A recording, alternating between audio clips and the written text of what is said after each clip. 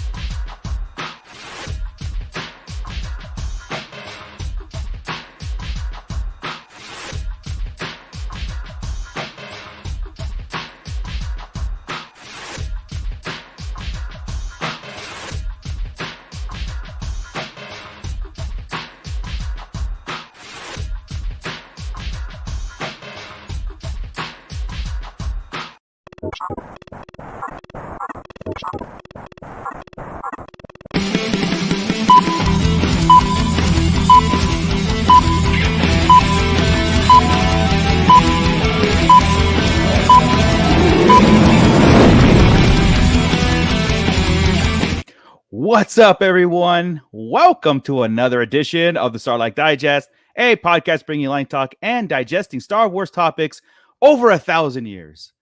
This episode is 269, being recorded on July 24th, 2024. I'm your host, Dark Moocher, and I've got Scott Solo. What's up, nerds? And that's it. That's all you deserve. Especially Cliff. That's all you deserve, Cliff, is just tonight. So and watch everybody leave. Oh, that's I don't know where everybody. Yeah. I think Grand Admiral Franz is traveling, so maybe we'll pop in. Who knows? But Ernie's over at San Diego Comic-Con, and getting us all the juicy scoop that's going on over there. So, but none of the toys. All the juicy scoop, but none of the toys. No toys. That's right. So we got a lot to talk about today. Don't worry, we'll make the Acolyte talk a little bit condensed. We do have some news on, but we're gonna, kind of get out of that era a little bit. But before we do that, of course, Scott, we've got our Shadow Council to digest or to shout out and get everybody up to date. And everybody's being digested in the pit, not Cliff. Okay, go. All right. Hey, what's up, everybody? Thanks for coming back to join us for the Fallout episode. It's now the Fallout. It is the Fallout. That's a good one. The Acolyte happened. From ashes comes...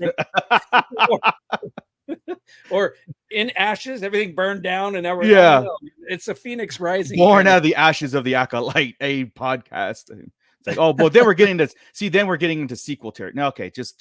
All right. So Special shout out to our Shadow Council. That is our Patreon crew. Patreon.com/Sarlacc Digest Podcast. If you want to join in with the crew here, we do fan voted or Patreon voted on topics every now and then, including like we have Patreon members join us. Shadow Council members are always welcome to join us, and we'll have special episodes coming up with that. So let's give a special shout out to AJ from the Forbidden Panel, Brandon and Anya Epler, Brian C. Well, maybe not Cliff. I don't know. I mean, he does support us. All right, we'll give him this one. So Cliff, I guess Cliff, Commander Cook, Crystal E, Dennis McGrath, Don the Dad Dorn, Eric Grubb, Flavy Davy, formerly of the Nerds with Attitude podcast, Gavin Connor, currently from the Holy Hour All Cure podcast, Justin the Vanilla Thunder, Luke, aka LOB Collects, Mervine Balanos, Matt Logic, Muftak is back, Nicholas Schaefer, Obi-Sean Kenobi. I've got to do it like that every time I do it. Every time. Kind of sounds more like Paul McCartney than Obi-Wan Kenobi, but it's John Lennon. It is cool, a though. little, yeah, it's a little. Anyway, Papa Schmitty, Ryan, and the Star Joe's podcast. If you want to join us on the Shadow Council, just scan that QR code or go to that website right there and join up. We would appreciate it. You can also drop us a super chat if you want. We would not be offended by that at all. No.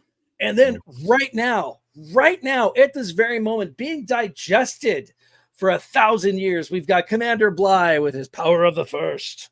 We've got Douglas Tupper. And then we've got Dan. Sorry. They started it. They started. He missed an opportunity here. He could have said the power of many. Yeah, Don, come on. Then there was 3. We've got Rhino Hobbies in there.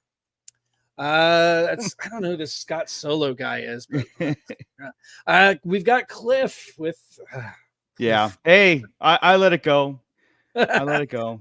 We got our good pal Gordon Skalski, who I have not seen at Target lately. I don't know what he's been up to. We've got Mando Mike in there, and let's see who else have we got. We've got Junobi. Hello, welcome. Junobi. All right.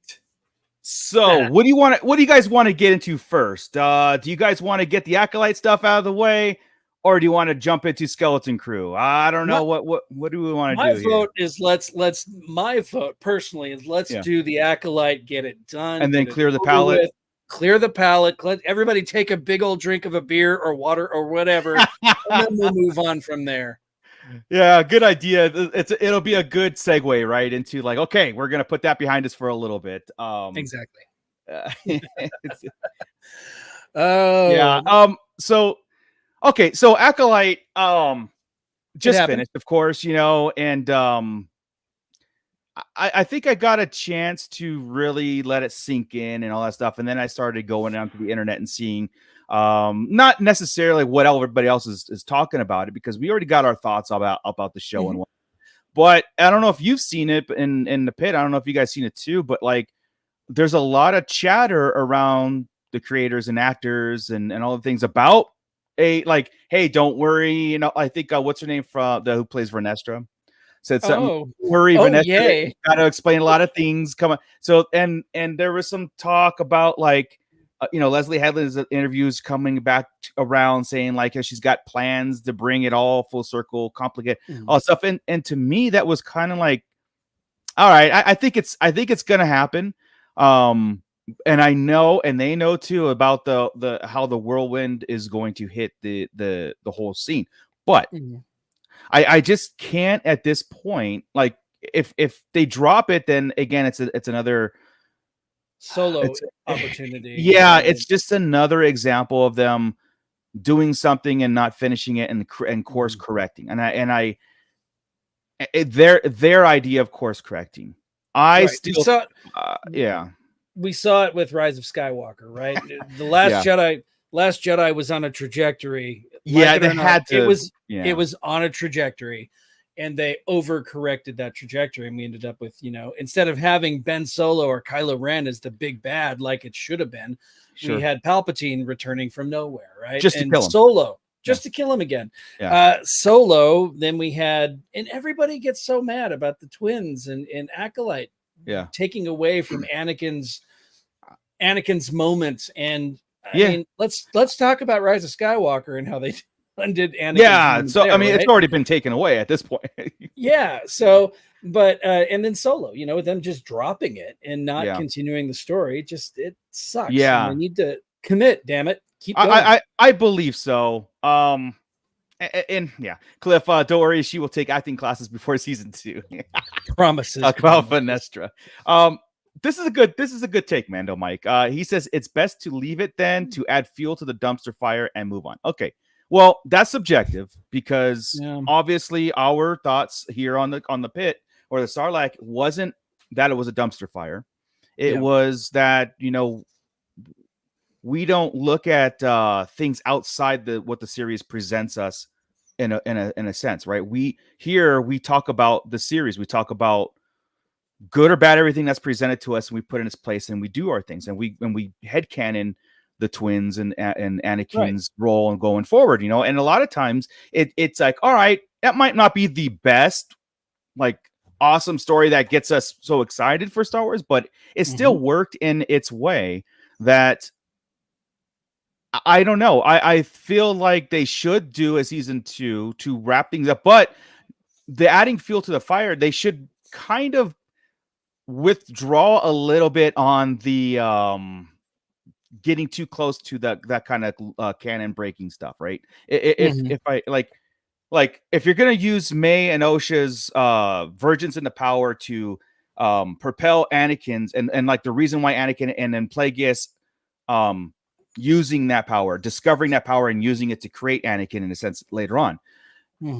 Don't then do that, right? Don't make it so more. Don't go beyond Anakin and don't go beyond creating life and all these things where it's like, you know what I mean? Just like I get nervous in the sense that they're going to do too much with it versus maybe we should just let this Acolyte series play out the way it is, you know, on surface, and just have Plagueis at that last scene be an observer, and then we can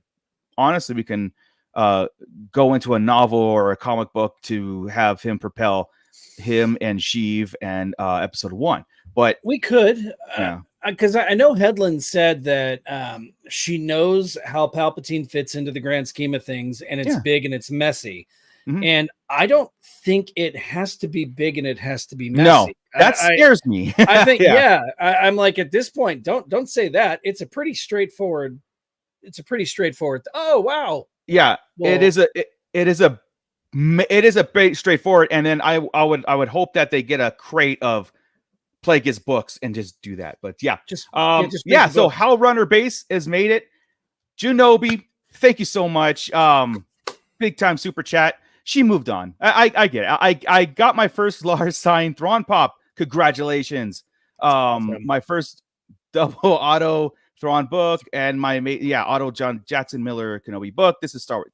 I agree. Nice. I think the Thrawn trilogy, and that is we're going to go back into it. And then when we get our discussion into what StarWars.com is doing with the comics, it's going to be actually pretty exciting. Plus, maybe what Skelton Crew is going to bring back to the table. We'll get into it. I think it's important to have these conversations now because of that fact of I don't want them to just run and hide when things get hairy on their side. If they have a story, and again, I know the sequels did. They didn't have a story, and I know this now. So it's a kind of a different situation. But if they have a trajectory on the Acolyte and what they want to do, I think they should do it because they've already started, and just keep it at one more season, just one. Don't make it 3, 4, because now you're going to really get it convoluted. But then really take the Darth Plagueis book, and you really can with the series, because the Stranger and Kumar could be going Knights of Ren route, and we could just have a Sith route, Knights of Ren route, Plagueis abusing that power and going on, and then we could get the Plagueis book kind of proper into its canon, right? I gave you that theory about Darth Maul and Mother Korra, or her being like going there and then having Darth Maul on Dathomir, and then presenting just like in the book, with Night Sisters gave Palpatine a baby Zabrak that he raised as an assassin, and that turned into Darth Maul. It could still happen, and I think that would be awesome, and I think that would turn things around a bit. if they just kept it like that and then just roll credits and then boom, that's what it was, right? Yeah. We'll see. I'm gonna hit Mando Mike's comment please. right here. It says we don't really need a Solo or a Book of Boba Fett or Kenobi continuance. Okay, I just rewatched Kenobi again because I'm like, you know what? It's been a minute. I need to go back. I need to look at this again. And you're right. We don't need a Kenobi continuance. Yeah. But the story was far more solid than I remembered it being. There was one episode in the entire series right there, which kind of didn't really work for me, just because the effects mostly. The story was okay, but the effects really didn't work. But Book of Boba Fett, I'm cool if they let it be. Bring him back into the Grand War. Yeah. But I disagree. I think that Solo needs a continuance. I really do. You can't drop Darth Maul at the end of a the series and not go back. Yeah. And here's the thing too, Mike, maybe we can headcanon this about, like, you have Solo, and then a Solo 2 doesn't have to be called Solo. It can be called Crimson Dawn, where you could get Kira, Darth Maul, how he kind of get into that world, and you can intertwine Han, or just leave Han alone and maybe put Lando in there in the mix, because he knows Kira too. So I'd be good with that. But I feel that there's incomplete sentences going on in the Star Wars timeline and Disney Plus. Like Solo started this, and it's like, where's the next? We don't have a complete sentence because of that drop. Yeah. Acolyte's the same thing. The way they ended it, it wasn't a clear ending. It's like I would be hard pressed to think that it was okay, one and done and move on. And what we got, I was like, because there's some things that could continue and be actually quite good. You know what I mean? They just have to, maybe, again, because of the sensitivity around the fandom, maybe you should tone it down and finish these things up. And maybe not an 8-episode series either. Just do it a 4, 2, and then the Acolyte could finish off with a movie. They could do a 2-hour movie to finish up some of those threads. Leave Khmer and Plagueis out there. Show an infant Palpatine or something, and then just stop and let it go. Let us know that foundation is being built. Right? Sure. Yeah. Cliff's comment right here that it had the foundation, just suffered an execution, which I think is really just how Disney projects for the most part have been. But the key has been circling the issue has been circling OG trilogy era, create a new era. Yeah, I agree with that, but at the same time, you say that about Disney projects, but there were some Lucasfilm before Disney projects that also suffered from poor execution. So just lobbing all of this anger towards Disney for not executing something perfectly, or a few things perfectly. Let's look at some of the stuff that Lucas himself did. And I mean, it's not just Star Wars. Let's talk about Kingdom of the Crystal Skull. Let's talk about seriously, the Clone Wars cartoon, the movie, the Clone Wars, the one that was not good. The Ewoks, the Battle for Endor, the Caravan of Courage, the holiday special, that was George Lucas greenlit it. I get that, and I also get what he's talking about, creating a new era, and I'm hoping that the 100%. Mangold movie that's 35,000 years before will start something that we go back and because then we could get into that's the thing too, Cliff, right? Like there's so much source material going back that far, and even into the Old Republic, that a new era is still going to be like, look guys, I've got 300 books over here that says otherwise, and that's going to be a hard thing to do.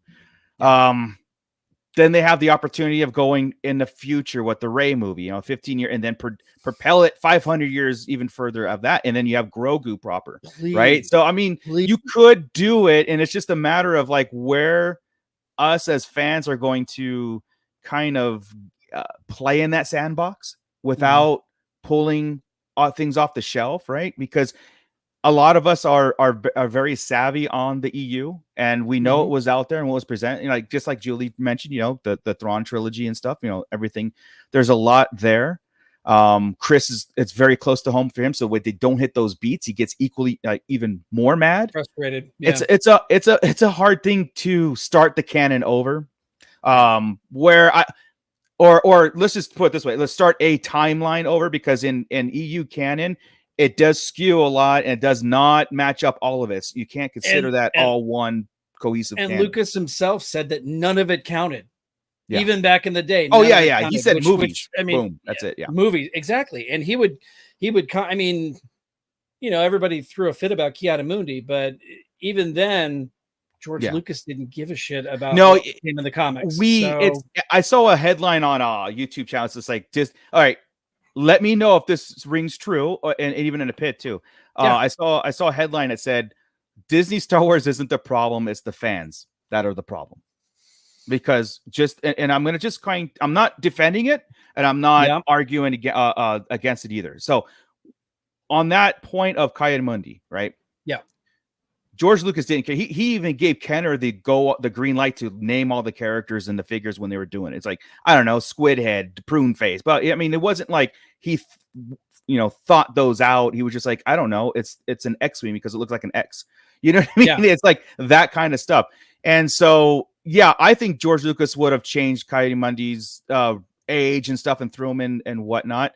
But it's the fans that hold that, because in our head, we propelled this foundation on Star Wars, and we really want it to be cohesive and the same. We really want it to be like this mountain or the sandbox we can play in. We don't really want monkey wrenches thrown in all the time, where now it's like, okay, what else are you gonna do? Are you gonna make where Darth Vader didn't die at the end of Return of the Jedi, and he, you know what I mean? Like, that's where when you get these people the green light and everybody's okay with it, you give them your thought of, it's okay to do all these things, so just go more.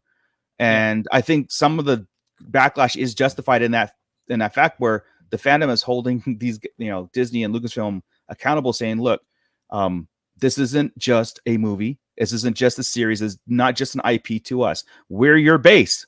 So, give it a little bit more respect than you're doing. No pop songs, no adding characters just because, you know what I mean? There's some things, and it's funny to say that out loud, but at the same time, what else are we doing in life, right? So it's kind of interesting though, because George set up these certain precedents, right? He set up that Jedi need to train in a very specific manner in order to talk to the dead or to project themselves into the Force. There was a debate for us for a long time. Force ghosting. Yeah. And I mean, they made a point of doing a 4-episode arc about Yoda going out and figuring out how to do it. And yet, everybody loves Anakin, and here's Anakin, who never went through any of that training, who is now, in Ahsoka, and he's in, he's doing all this. He's projecting himself into the world. Is that, I don't know, man. It makes us think that, did we put too much energy stock in what George was too much? saying? Did we put too much stock into Anakin, and did we misread what was actually presented? I say no. I think George Lucas presented it to us the way it was supposed to, and we took it that way. Now the creators that have it now, do they not put too much stock into it, where they can just kind of, we'll just make another Anakin, we'll just make this, it's a very funny. I think maybe at the point when Disney did buy it, there's maybe way too many people involved. Acolyte and Skelton Crew is one of the first expanded slates before it all kind of blew up in everybody's face. So these are things that are still was in that already baked and ready to come out. So we might have to just let this play out and then see what happens. And it sucks. I don't want to say that this is Star Wars. This isn't like I just want to check in with the chat here real fast. I know we got Hell Runner Base checking in. We got Obi-Wan Kenobi late to the party. What's up, nerds? What else? I like what Philippe Terrazas did here. What he says in the comment right here at 824. And that's what I've been saying too. If we actually binge the Acolyte, does it read better than a week to week freaking people the fuck out every week? On that aspect, yes. Yeah. Right. Does it view better as just a binge? And Cliff did the same thing. Cliff Did binged it, and him and I are going back and forth, and he says, look, he doesn't give it the high grade that we got, but he doesn't give it a fail. Like, he doesn't give it a failing grade, but he binged it, and he kind of, you know, had the same kind of points that we talked about in the podcast about what was good, what was kind of convoluted, and what was a mess in it, you know. Yeah. So, and Felipe, if that's what we do, we research it, you know, and we get into this conversation about Star Wars, and then we get to talk about it. So talking about it every week helps too, because if I had to sit and just listen and then go off and do things, and especially if I was really involved on the social medias and like Reddit posts and stuff, I'd have probably a very negative, it would have a negative effect on me. There's one guy we follow on Instagram who's pretty much ready to quit the fandom. He's enjoyed to some level, as have we all, everything to some extent. There is something to take some sort of enjoyment out of in every episode. You know, you might not like the Acolyte, but the lightsaber duels in, you know, episode 5 and episode 8, pretty fantastic. You know, I mean, there were some moments. You see what I said about it. There are moments in every Star Wars that has been presented to us that are really good. Maybe not great, but each one has moments. It's like I said, the Rise of Skywalker is a beautifully filmed movie, and there are moments in it where, like Kylo and Han on the Death Star wreckage, that choked me up. I mean, that was a great scene in a terrible movie. But you know, and Kenobi had the same thing, right? It was great scenes and then you've got snow speeders that look like they're held up by a wire. You know, it's just Robin, I see you in chat. I see what you're saying and everything, and I do see. Here's the funny thing about Disney's series of these, and this is why we kind of push for like a continuation of Solo, maybe. Because there's aspects of things that, to me, if you're going to tell a story, tell it, and let's not just hang it out there and withdraw when things get hairy. And again, I know Disney, I know Star Wars is a business. I know this is not, it's not missed upon me. And I bring that comment up because Reva is a perfect example. You know, we got a redemption story and she went off. Okay, but I still I'm curious on where she's going. Is she going to be in the animated series, you know, coming up? That would be kind of cool. Yeah, about the path, you know, the new animated series that they're making. That's the kind of stuff I want them to finish, things that they started, and you know, let us break it down and worry about it and argue about it and put it whatever. But as long as we're getting those tidbits, I think I feel a lot better about it, and I that's why I say, like, look, Acolyte 2, I don't think I want to, like, I'm going to champion for it, but I'm going to push to the point where it's like, I still need some answers. I still want to know where Darth Maul, we know about Darth Maul and Crimson Dawn. Like we could put it all together, but you know, the people who go see the live action stuff, when they saw Darth Maul, how many times did we get, that dude's dead? How is this possible? And we're like, well, man, you know, the last 10 years has all been about, you know, and those are the kind of things that I don't want Star Wars to do, and they have been doing it, right? Like Reva, Darth Maul and Crimson Dawn, and now Acolyte, if they don't do anything about it, right? They can't, like, I know it's easy to say put in a novel or a comic, but nobody will watch it or read it. I guess that there's going to be a point where we go, well, this is all for us anyway. Damn the layman's, right? I mean, but but at the same time, okay, let's take Don the Dad Dorn, right? He's our Patreon member. He's in the chat right now. He's my father-in-law. He loves Star Wars. He doesn't read the books. He doesn't read the comics, right? But he watches the movies. He watches the TV shows, and he gets a lot of enjoyment out of it. I mean, hell, he's in the chat right now talking. It's if they take these. You know, he's asked me while we were watching the finale, he was at, well, who is that? And I'm like, okay, well, that's Darth Plagueis. Right. I'm going to probably just hand him the book and say, here, read this. Please read it. He's an avid reader. You're going to love it. You're going to love it. But to rely on people to read the books and the comics to continue a story that's put out there, we've got a live action Plagueis. Why would you not continue that? Even if it's not a continuation of the Acolyte story as it is with There you go. Osha and That's what I'm May saying. and, Yes. yeah, if it's just Plagueis and we call him Darth Smiley, Khmer.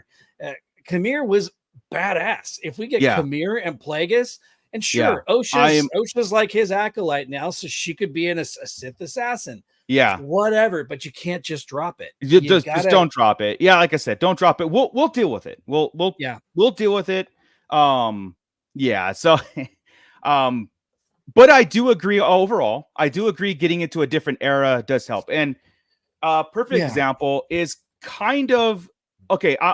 Even though the Mandalorian is still, the Mandalorian time frame is still very close to home. It's only like 5 or 6 years after Return of the Jedi, and 25 years before the events of the sequels, right? Yeah, so it's in this 30-year playground that we have, and it's still it's kind of like a new era. Besides the Thrawn trilogy, like I said, we know things that we wanted to happen.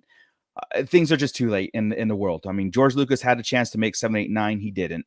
And I don't blame him. I wouldn't have wanted to make it either with the backlash that he was getting. Well, but the backlash he was getting for the prequels, right. But I was thinking if he waited to like 88, 89, 90 to do the 7, 8, 9, then Harrison Ford, they would all be proper aged out, and they would you can have this. I think it was a missed opportunity, so that he had to go with prequels, right? And so so. We'll definitely, we're not going to stop talking about the Acolyte in the future, because when things bring up, we're going to do it. But I do want to get into the next era that we're going to be talking about, which is in the Mandalorian. We're going back to the Mandalorian universe, or time frame, not universe, time frame, with the Skeleton Crew.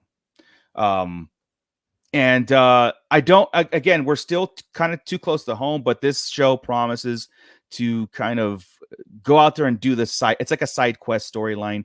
And it might just bring people back to be like, oh, that was cool. And I don't think anybody's going to argue canon breaking anything on it, because the show's set up to not do it. You know what I mean? It's going to be so far removed. It's deliberately a family movie set outside of the proper galaxy. I don't know if it's like in the same galaxy as Peridia, or if it's, just in the unknown regions or something, but it's supposed to be. Yeah. Robin, this is a highly speculative rumor at this point. But what was called a rumor with feet. You know what I mean? Yeah. Hondo. And that's the closest. I think that's going to be our bridge to familiar characters and this adventure that's going to be going on. So, they could kick off the adventure on Batuu. To go to Batuu on your way out to wherever. I still don't know where it is on the galactic map. Do we? Like, is it unknown regions? Is it map out there close to Tatooine? Is it? Yeah. Okay. So it's at the edge of the galaxy. It's the edge, galaxy's edge. But so 2 things are going to happen. I'm not going to say may happen. 2 things are going to happen when the Skelton Crew. The stuff that I've been seeing, and as we get closer, we starting to get some rumors and stuff like that. So, number 1, it's we're getting back to a fun adventure, family adventure. So it's going to be what we call like Ablin, kind of stuff, where it's going to be a Goonies meet Stranger Things, very, very Disney, Yeah. You don't know. And everybody in the audience is going to be like, "Oh, not Disney." And that's the thing. And there's the other thing that's going to happen, because we're coming off of Andor, more adult Star Wars, and Acolyte wasn't a more adult Star Wars. I'm not going to say Mandalorian or Ahsoka; those were almost like Clone Wars era type feel, where it was like the danger, but there was comic. Where Acolyte and Andor. No comic, really. Like, it was just all just heavy, grit, and very, very heavy. Yeah. So now we're going on the other side of the spectrum, the other side of the pendulum, where we're going to have this I'm going to pull up the poster.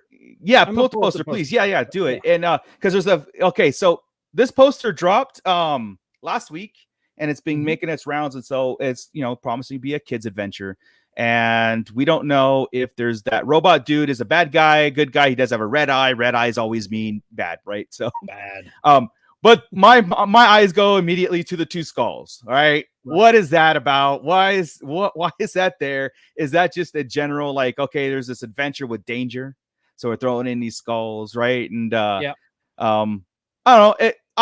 I'm cool with it because again, we may need this kind of, you know, do I call it levity? Do I call it like no light? It's a little. It promises to be slightly more lighthearted. It's an adventure. The director himself said last week that he really wants the Skeleton Crew to be something that families can go to every holiday season, almost like a holiday kind of adventure series for the series for the whole family. Fun. Yeah. So, See, the thing is that a lot of the fandom. Here's the thing: How Runner Base makes it an excellent point, and this is almost on everything. How can we get ahead of the review bombing? This will likely receive as well, and that's where I was going about like what this series is going to get. Okay, you're going to get a different kind of adventure, but you're also going to get the same. I think the same response, because it's going to be too family, too Disney, right? They're all going to call it Disney, and it's all going to be about that for the time being. And I always consider Star Wars a wide variety of content, where it can go R-rated or not R-rated. We could teeter that R rating with like Andor and Acolyte. And that's the only reason why Rob and I compared Andor and Acolyte. It was the grit behind it, the darkness of it. The it darkness was a dark of, series. I still like Andor. Andor is to me is Andor's the best. I can't wait to Andor 2. But and this is the other side of it. It's going to be that Ewok Adventures, right? Where there was some danger involved and stuff, but it's going to be very safe in a way. And like I said, Hondo might come and bring it all to you. Like, you guys, we walk out there just going, that was awesome. I don't know if we're going to talk a lot about it, but that was awesome, right? It's not going to disrupt our timelines. Right. So. But you also, I know, right? Okay, Robin, you're saying don't compare Acolyte and Andor, but at the same time, a lot of people are still very angry about the Disney era of Star Wars and calling Disney out for being too terrible and whatnot. But still, Disney produced Rogue One, they produced Andor, they produced The Mandalorian. For all the good, there's still there's some things that don't quite land the plane properly. But at the same time, we still have a lot of pretty damn good content out there, like Clone Wars Season 7, Rebels. It's exactly how Runner Base has seen a lot of hate for it already, just based on the poster. And that's the problem with when your review bombing is whenever somebody is reviewing something and giving it a negative score without seeing it. If you, at least watch an episode before you're going to bomb the shit out of it. Yeah. And here's it. And I don't see Skeleton Crew having the same problems as the Acolyte because of there's no interviews before it, as far as like, there's no things that people are angry, arms folded going in. Just the only thing that they're arms folded is because it's got the Disney title, right? The logo. That's going to be the only reason. And then you have to go like, look, guys, maybe it's just not for you. Like, okay. And I've always said this before, and I'm not making any excuses on it. I just figure if we're going to disenfranchise ourselves with Star Wars, then why are we even wearing Star Wars shirts, right? What are we doing? You just take your whatever movies you want, you go home with it. And I don't mean that as a negative thing. I mean it as like, you can use the Disney era as another edition of EU, because you can still have Legends in EU, and you can read those and go enjoy the hell. I still read the Thrawn trilogy. I still read the Bane trilogy. I'm reading iJedi. I'm reading iJedi again for the first time in 25 years. I have all the Dawn of the Jedi or the books. I have I have 15 of the novels, right? And I'm going through them, and I still enjoy those because it's still Star Wars adventures. And that's how I'm looking at this too, in a way. And I know that it's all this one major timeline, and it's hard to separate it sometimes, right? Like, because this is like the proper canon. It's almost like MCU is the real world, and then you have the comic Marvel movies, and I understand people's frustrations with it, but at the same time, I go, look, this is still a awesome sandbox to play in. And when people are just going on like Rotten Tomatoes and hitting, perfect example, we put a poll every single week on the Acolyte on this channel, right? And the last comment was mostly, I hate it, And sometimes we put but I don't watch it. And how many people click that? And I don't know if that's a troll, but it was more. It was I don't so even watch lopsided. it. I don't even watch it, but I hate it. And the But I comments hate on it. there too, where Yeah. I just watch YouTube reviews of it and I hate it. Like that's Jesus to me, Christ. like, well, I don't Unimaginative. Yeah, I just don't know what you're doing then. Like, what are we doing? That's why I was like, then pick and choose the Star Wars that you like, and then do your thing, right? So absolutely. And yeah, I'm not even going to touch Mando's comment in there. Yeah, I mean, now that's subjective too. Like again, what it's very subjective, and what as if you start seeing what our real world applications are doing into our entertainment, then you're going to find problems in everything that you see. Everything that you see, you're going to find a problem, and that's where 100%. it becomes where it's not fun anymore, right? Yeah. Yeah. So, well, anyway, yeah. I am. Look, I cannot wait for Andor 2, but I absolutely, I think Andor is probably the best Star Wars we've ever gotten. Besides the movies, I'm not talking about the theatrical. Okay, I like Andor a lot. Yeah. Now, I love Ahsoka and I love Mandalorian. But let me shut this shit down real quick. Would you guys knock it off with the woke talk and the you're just gonna end up arguing with each other and you're all gonna look like idiots. Okay, so I'm sorry. No. Take that out on me if you want, but knock it off. It's seriously. Douglas Tupper, Mando. I agree. We need stories, not messages. Please tell me what the message was in Acolyte, other than dark side bad. Yeah, I mean, not so good. That's the thing too. Like that kind of talk and debate, it's all over the place, and I don't know what you're not going to get anything new out of this. It keeps regurgitating itself. It's just like I said, it's subjective, right? So anybody who says woke stuff and anything, you're going to see it no matter what. Even if it's not there, you're going to see it. Even if it's there, and even if it's there, you're going to argue. I mean, it's like I said, it's very subjective these days. Yeah. But again, and that's the whole thing about like Skelton Crew stuff, right? Yeah. Like I hope I mean that's fine. Like you respectfully disagree, that's fine. And again, everybody has an opinion, and I'm cool with it. Like it's just I'm not here to change anybody's mind. I'm just here to talk about Star Wars, right? And see what things are going to be going on. So Junobi hits it right there on the head. Just have a good damn story. Just write a good story and film a good story. Here's the thing. You know what would calm everybody the fuck down would be if the directors would not get in front of a camera and start spouting shit before they. Well, that's what started everything, right? Yeah. Just calm down. Yeah, just like, hey, we did a Star Wars story. We did a Star Wars series, and it's awesome. I can't wait for you guys to see it. And Ryan Johnson started that whole thing. He's the one who went and started to talk back. He started fighting. Stop fighting. Yeah. And in this day and age where I can't pick my goddamn nose if I want to without somebody calling me, somebody getting political about it. Sure. Stop it. You're just you're making things so much more difficult than it has to be. There's a time and place. There's a time and place, right? Like I said, all we're doing is regurgitating the same kind of thoughts over and over. And, there's going to be one side and there's going to be another side, or there's always two sides and everything. And, it gets kind of like all we're doing is spinning our wheels, when's the point where we kind of like get back into it and do things the way that we wanted to is talk Star Wars, right? Yeah. That's why we started. Anyway, this. I'll get off that.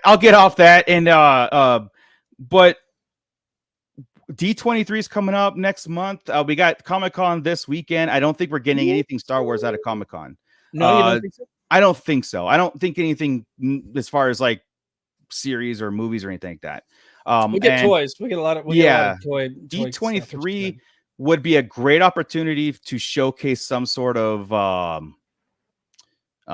what do they call it? A sizzle reel or a teaser trailer for Skelton Crew.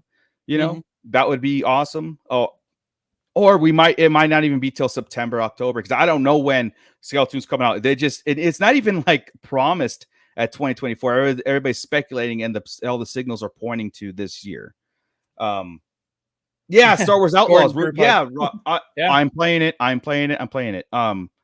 always wanted an open world thing, especially if I'm getting, again, we covered like all the controversy around the pay to play kind of stuff, but I can't wait to get quests from Jabba the Hutt and go do them. Yeah, and that's kind of an awesome sentiment to say, right? Like, I can't wait to get quests from Jabba the Hutt and play with them versus, oh, I got to play a woman, I got to do all these things, and you know what I mean? Like there's it's like focus. All right, let's go. Yeah, let's go. Like what's actually being presented, right? Yeah. Gordon, come group on, hug. Bring it Yeah, in. I know, right? Look. I know that in the chat too, it's hard to get points across. So sometimes things might come off strong in what you're typing versus what you really mean, you know, and I get that. And it's easier to voice it and you have your visual reactions to things. But yeah, I mean, it's you know, we're just trying to have fun here. You know? Yeah. But if I start seeing arguments in the chat, I'm shutting the shit down. Yeah, I mean, like I said, it's you guys can be critical and go back and forth. We're not saying that nobody should have a voice, right? Just as long as just keep it civil, that's all. Yep. Oh yeah, so Hellrun, you're getting the 130. See, that's I start playing. You know, I was thinking of doing is buying the Steam subscription for like $18 a month, and I believe, if I'm not mistaken, it unlocks everything until if you unsubscribe, you kind of lose it. But maybe I can subscribe for a couple months, play the hell out of it, and then drop it versus dumping $130. I don't know. I'm kind of up in the air on how that's going to work with Outlaws right now. So I don't play games, so you know, I live vicariously through all of it. All right, put them up. Yeah. Put them up. Yeah. I'll pay to see that. That's what you pay for. Not $130. No, but yeah. Pay-per-view. That's funny. Yes. Genobi, I watched the other show, the Toy Chest show we did, and pre-ordered all the holiday figures. Nice. Awesome. My Halloween one shipped. Nice. So I should be getting those in hand soon. Did the links I put in the chat help? Because I wasn't sure if that was going to be I think if anybody did. would be able to use it. Okay. Yeah, good. I think I think even Julie said, you know. Oh, good. She got it. And it's good because she's up in Alaska. You know, I didn't know she'd be able to get anything up there in the great tundra. Yeah, and Cliff, you guys hit it on the head. Prior to show, the message needs to be, I love Star Wars and was excited to be a part of this universe, and I hope the fans will enjoy it. No, I wanted to do XYZ cut. That's we've been saying that, and every time we see an interview like Julie. That, we go like, oh, you know, it's like, here we go, and I'm not defending it. Or if it is no, I wanted to do XYZ because I wanted to do XYZ because Darth Plagueis is a freaking cool character, and I wanted to do that. I mean, come on, that's how you get people excited about stuff, and the messages are behind the scenes, they're not on the screen. So it's a problem these days when everybody has an outlet, you know what I mean? It really does. It really kind of, you know, Gordon, yes, this is the most positive podcast in the universe. Discourse and diversity of thought always welcome. Thank you always for being there for us, Gordon, too. Like I said, we try, man. Like, I always told the guys, like, if I get disenfranchised, I'm not even going to talk about, I'm just going to kind of just take my Star Wars and go home. Right. And, but I just feel like there's still too much there to drop it. Like, there's still too much love in Star Wars and things that they do right to just walk away and go home with it. Right. And I was talking with this Cliff, stop it, Cliff. I was talking to Cliff about this too. It's like, you know, I always kind of my ratings always go from the critic route versus the fan route when it comes to like Rotten Tomatoes, right? Why is the audience always low and the critics always high? Because the critics are not taking interviews and things in account for the show, right? They're just looking at the show as what presented and they make their grade. Where critics again are going in their arms folded, and no matter what, they're going to be like, I hate it. Look at those saber fights. It sucked. Those saber fights sucked. Yes. You know, it's like, how can you really say that? Right. Like, come on. Right. Yeah. But somebody asked me what I thought of the saber fights in episode 5. And I gave it a 10. I thought those saber fights were damn good in there. And somebody wanted to argue with me. Oh yeah, right. A 10 just because and they all waited their turns before attacking him. Like, no, they didn't. Were we No, they watching the didn't. same show? Yeah. It's I made a controversial statement that show saying like I think the saber fights, both of them, both the episode 5 and episode 8, were almost at the top level of all Star Wars. It's still to that good. It's good. The choreography it is very and the good. attention to detail was so good, but it's still new to me too. So anyway, okay. So maybe this will cheer people up. So StarWars.com dropped a new comic book series. Okay, and it's going to go in line with the Star Wars comics. Yeah, the Star Wars comics that's going into they kind of like jump timelines and they tell a story within it, you know. Right. The first release of Star Wars and the Darth Vader comics were set between A New Hope and Empire Strikes Back. Yeah. The second set was between Empire and Return of the Jedi, and that is coming to a close after what feels like 7 years of nonstop. It's been a long time. It's been a long time. Now we're jumping ahead to post Return of the Jedi. I think if my timeline is correct, it's the events immediately after Return, but in about 3 years into the timeline, because that's where the Battle of Jakku was fought. Bingo. Okay. Yeah. So I think they're taking the Aftermath novel, the trilogy, and they're kind of they're putting a comic book adaptation to it and maybe seeing a little bit more details, because Jakku met in the novels, and always, because I read them and stuff, and the planet itself was Palpatine was an artifact haven for him. He had a Sith temple there. Like, he had a artifact temple, and something about Jakku was like the living and breathing embodiment of the Force. It was like a living planet or something. I mean, it was weird how I was remembering. I remember that part. Yeah. Okay, I have to go explore that, but it's something about Jakku was the energy about it, which kind of makes sense that Rey was there and she ends up being the grand. Okay, we're getting into like making the sequels make sense, but that's we've been clamoring for it. We've been wanting it because it's there. The sequels exist. We don't necessarily enjoy them all, but we want to be able to put them in their place and make them work, right? Yes. And that's the same thing with the Acolyte, right? The Acolytes was good to some. It doesn't matter. It exists, therefore we put it in its place. We had to do it with the sequels, and we did it a lot, you know. So the Aftermath books, and this is my question, is this going to follow and be an adaptation of some of the parts of the Aftermath books? That's what I'm thinking. Because it's gonna, they said it's going to, I don't know if it's going to end up at the Battle of Jakku or if it's going to start at the Battle of Jakku, because the Battle of Jakku was a pivotal moment where after the Emperor's death, the Sentinels appeared to all the Imperial remnants, right? All the captains, all the admirals and moffs. And these are like droids with the Emperor's head on it. And basically it said it was his contingency plan. On contingency of my death, this is what the Empire needs to do. And it's Operation Cinder, meaning you're going to go to planets, you're going to destroy basically all remnants of the failures that led up to the Empire, plus its own. It's going to feed on its own. And the Battle of Jakku was going to bring all of the Imperial remnants that failed, that in the Emperor's eyes failed him, were to be destroyed on one last battle, as all the top-notch and top generals were whisked away to the unknown regions to regroup, I guess. And that's and they were using Jakku. That's where they were bringing the children that they were conscripting into the Stormtrooper army, into the first Order Stormtrooper army. So that's where all that started. It's like Rey's living in an AT-AT. The Star Destroyer is all that. That's all from the Battle of Jakku. And in the Aftermath books, it comes to a head right there. And that's, again, and it was kind of cool because, again, he had this contingency plan, the Emperor. When it's like, because I remember the great part in the Aftermath books, that's why the books are kind of cool at times. He was playing almost like chess, right, with the stowaway.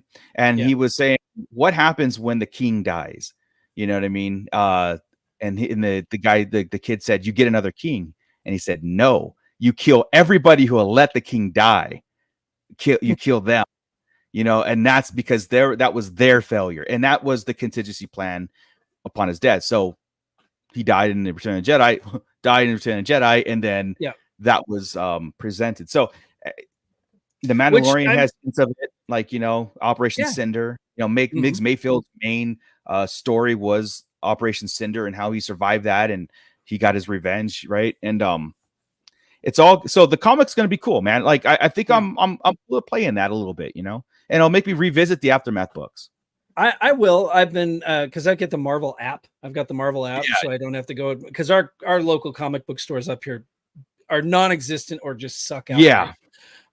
So I buy the Marvel app, and I can read all of those, but I stopped with the Star Wars comics because it was just getting so drawn out. I mean, it's there's a 3-year time span between A New Hope and Empire Strikes Back. Yeah. There's a 1-year time span between Empire Strikes Back and Return of the Jedi. And yet this comic has been going forever. And I'm just like, okay. There's a lot of stuff that was going down. Yeah. Gordon, I don't know who's writing a new comic. It didn't. Is it Charles Soule? Was it Charles Soule? It might be Charles Soule, who we've interviewed before. I don't know. Let me see if I could figure it out while you talk. So yeah, it's definitely interesting to see how long they go with this, but they're just going to jump timelines, right? And then there'll be one that's going to be probably waiting for them to do one in between Phantom Menace and Clone Attack of the Clones. There's 10 years there. Yeah, they should. I mean, they absolutely should. We could get. We have novels, but. We do, but like certain stories have never been told, like, Obi-Wan and Satine. I would love to know the full story of what happened between Obi-Wan and Satine, Yeah. And let's see, it's written by award-winning author Alex Segura, who wrote Poe Dameron, which was a pretty good comic. And I don't recognize the name of the artist, but I'll definitely give it a shot. Yeah, it comes out in October, I believe. Okay.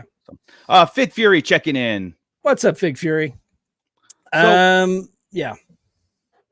looks great though. It looks really I've been waiting to read a new comic.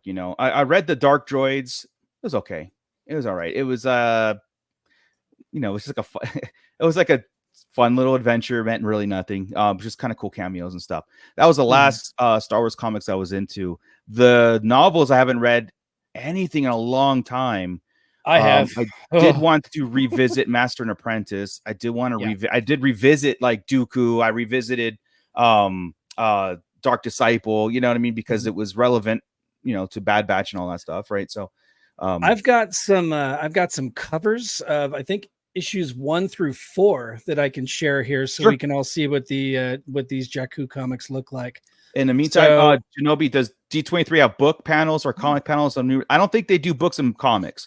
They do it's almost like a slate of things, all things Disney, right? They'll have the parks, they'll do the movies. So sometimes they will just announce things in the future. It's almost like a what's it called? A conference call on their stockholders. Yeah, it's almost kind of like that, but a visual. Yeah. If there's any updates to like Disneyland, Disney World, or any of the Disneys across the world, it'll be there. That's where they usually tackle their movies and TV series, where you'll see some updates about that. That's a good one. Rereading Plagueis. I've read it like 3 times, and it keeps getting better every single time. Every time. Okay, so this is the cover of Insurgency Rising #1. I don't know who that villain is right there. As far when I was going through the thing, I think it's just going to be Imperial Admirals or Imperial Moth, the Imperial remnants, right? The last, because there's the fleet that's still alive, and there's still all the generals and stuff. So it's just gonna be probably a new dude. Yeah. Okay, because I know in the Aftermath books it was Ray Sloan, wasn't it? Admiral Ray Sloan that was the main villain in that. Okay, so issue #2, it's got Chris. She should be, Chris's favorite character of all time, Mon Mothma, is right there, and we're going to see Bib Fortuna here now. And this is awesome because the Aftermath books did these interludes.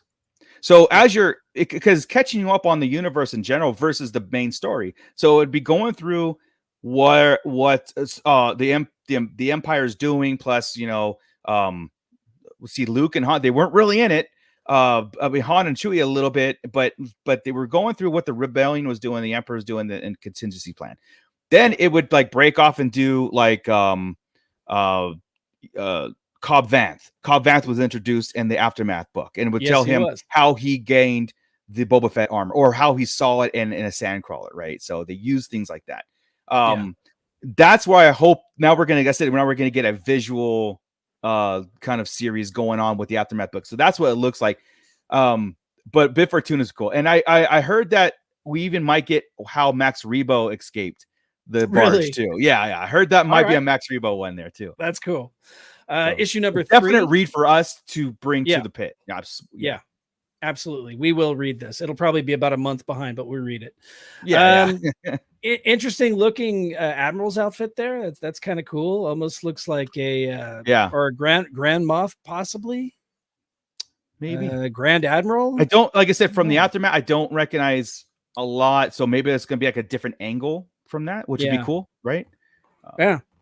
And then book number 4 right there, we've got, Han and Chewie making an appearance. So, those are the first 4 covers for Insurgency Rising. It looks interesting. It sounds great. I'm intrigued. So I'm big time.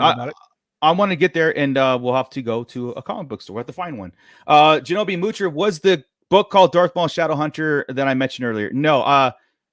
As far as like what I've been reading, but I've read Darth Maul Shadowhunter. That was like almost what I expected the Acolyte series to kind of be, almost that book right there, because that was like Darth Maul made himself known to 2 Jedi, and they were trying to tattletale on him, and he killed him. Spoiler alert! Sorry, nothing gets done. It's like a one and done. But no, I don't. It's like the Acolyte. Everybody who heard the word Sith ended up dead.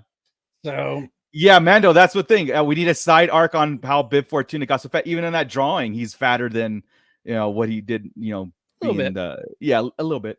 Let's see. Cliff is saying, as much as I wanted to see Bane as a trilogy, maybe it would be better as an animated series. 100%. Yeah, where they don't have to cut things out and can use animation to show off the fantastical elements.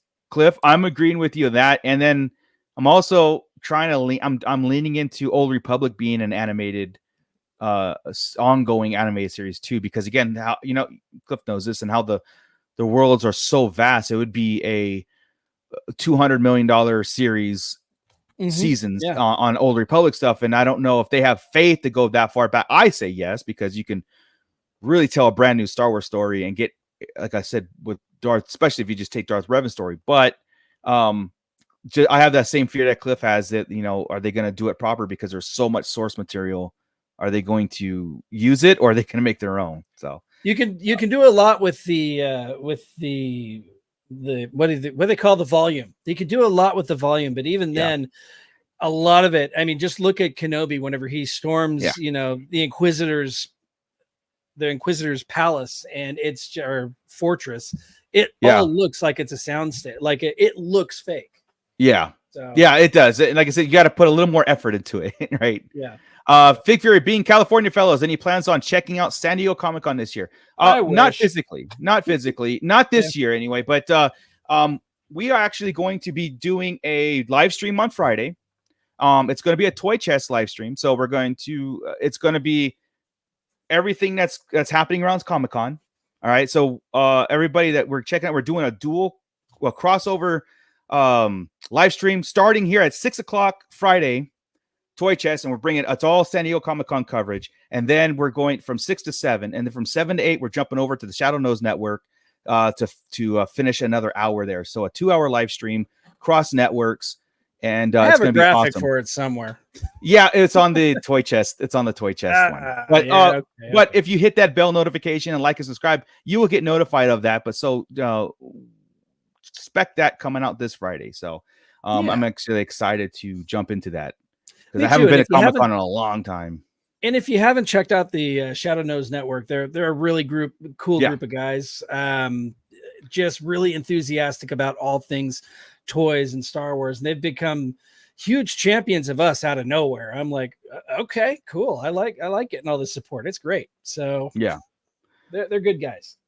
yeah, absolutely. So it's gonna be a lot of fun, So for those of you who don't know, every other Monday we do a toy chest show, which is a Star Wars collectible centric Black Series vintage collection, Kenner, Hasbro, salt and pepper shakers, whatever you can. We bring it to you guys and everything. We talk everything collectible. So I know a lot of people are into the action figure world, and so are we. It's no different. Mm-hmm. So every other Monday we get into that. So and I think I think we want to try to get to Comic. I know I want to try and get to Comic-Con next year. I haven't been.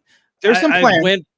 I went for 18 years in a row, and I got burned out on it. But yeah, man, it's been 7 years, and I'm like, I'm itching. I got I was going from 18. Yeah, it's been about 15 years since maybe 12, maybe about 12 years since I've been, and it's a nostalgia thing at this point, because once I get there, I'm going to complain the whole time.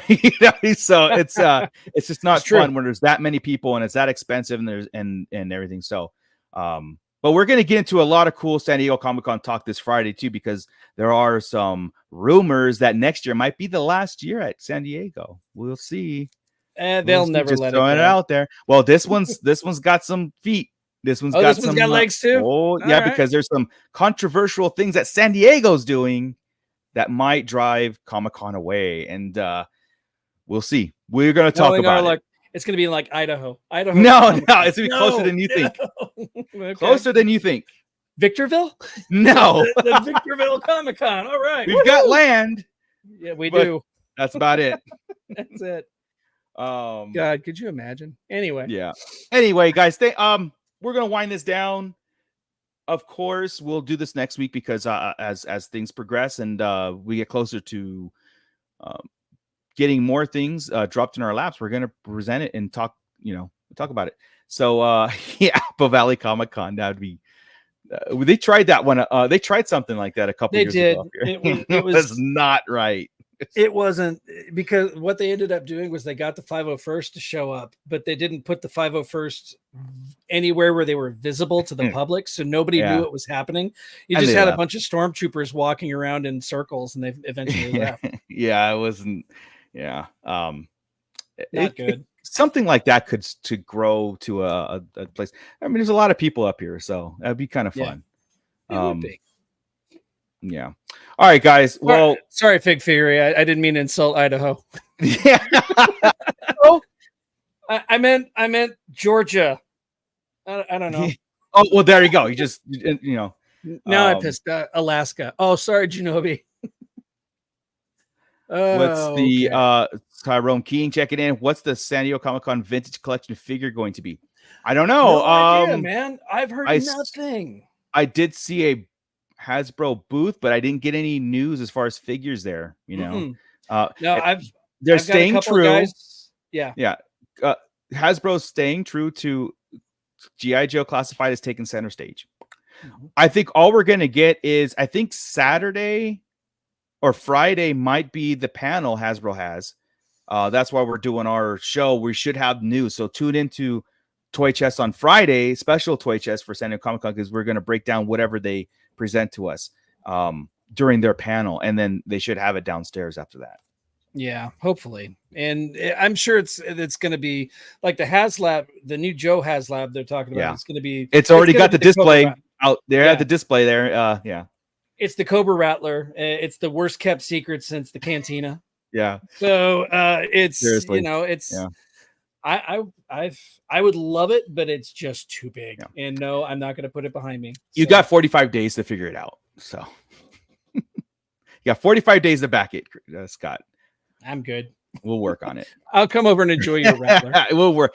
You can come over and play with the Cantina. I'll I don't do vintage collection. You know this. I do. All right. That's why you come over here. All right, guys, let's get out of here. Thank you so much. Thank you guys in the pit. You guys have been awesome, very energetic. A little feisty. Hey, but we're all friends at the end, right? We're still here. I think That's we're still right. here. Maybe they left. I don't know. But but for the most part, we will see you again next Wednesday when we do this all over. We'll see you this Friday for the Toy Chest show. And then we'll put the links into the Shadow Nose Network so you can follow us over there. It's going to be a 2-hour extravaganza. It's going to be awesome. I think that's it for us. Like and subscribe. Tell a friend. Check out Tashi Station Emporium, our wonderful sponsor who does these amazing action figure stands. Look at that. Merak will not fall over because he is on a Tashi Station Emporium stand. And he has got environments going. I'd show you, but you'd get blinded by light. But you could check out the YouTube channel to see those environments, because Tashi Station Emporium has a YouTube channel that I'm sure the guy over there that runs it would love contents and views and likes and all that stuff. But love for you to check out and comment below because it's an ever-growing. Mooch, what does that say underneath your name right there? Oh, Tashi Station Emporium. I'm just, I very close friends. We're very close. Sometimes a little too close, twins. But I won't even get there. I won't go there.